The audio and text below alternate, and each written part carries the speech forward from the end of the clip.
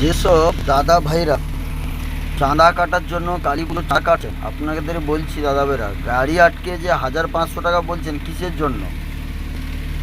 আপনাদেরকে বলছি দাদা ভাই, আপনারা গাড়ি আটকে করবেন না। রাত্রেবেলা রাত 1টা 2টোর সময় এখানে এসে দাঁড়িয়ে পড়ছেন কিসের জন্য? দাঁড়িয়ে 3-4 জন দাঁড়িয়ে বলছেন যে আমার 1000 টাকা দিতে হবে, 500 টাকা দিতে হবে। কিসের জন্য দেবেন আপনাকে? আপনাদের কাছে যদি টাকা না থাকে তাহলে আপনারা কালী পুজো করবেন কেন? করার দরকার নেই। সাহায্য মাগতে এসছেন, হাইয়েস্ট হলে 100 টাকা দিবে। আপনি 500 টাকা 1000 টাকা দিতে হবে, নাহলে 500 টাকা দিতে হবে। এটা জোর জুলুম করা কথাবার্তা না।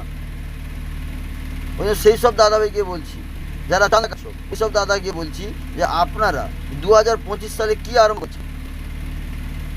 হ্যাঁ, ড্রাইভাররা কোথা থেকে দিবে? একটা ভাড়া কত টাকার ভাড়া হয়?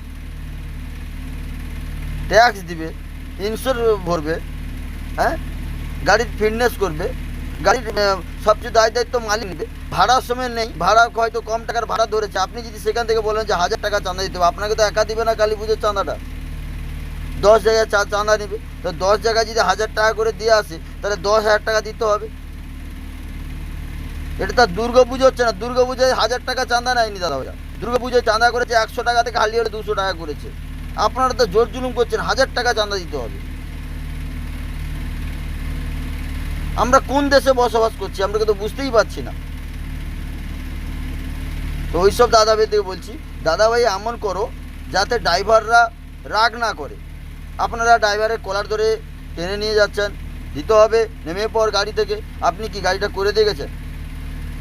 না, আপনি গাড়িটা করেছেন। আপনি যদি গাড়িটা করতেন না, আপনি তার মর্যাদাটা বুঝতেন। আপনি গাড়িটা করেননি, ওই জন্য আপনি মর্যাদাটা বুঝেননি। ঠিক আছে?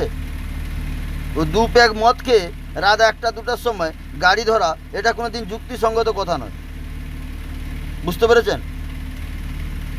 সবসময় গাড়ির ব্রেক ধরে না, কখন চলে যাবে তোমার উপর দিয়ে তুমি নিজে বুঝতে পারবে না যে কখন চলে গেল।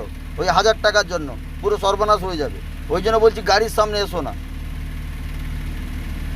দিনেরবেলা গাড়ি গেলো, 100 থেকে 100 টাকা নাও, ঠিক আছে, সবাই দিতে রাজি আছে। তাই বলে 1500 টাকা দেবো, এটা আমরা দিতে পারবো না, এটা মেনে নিতে পারছি না। ওই জন্য সেই সব দাদা ভাইদের বলছি, এমন করো যাতে সবাই দিতে পারে। জোর জুলুম করো না গাড়ির ওপর।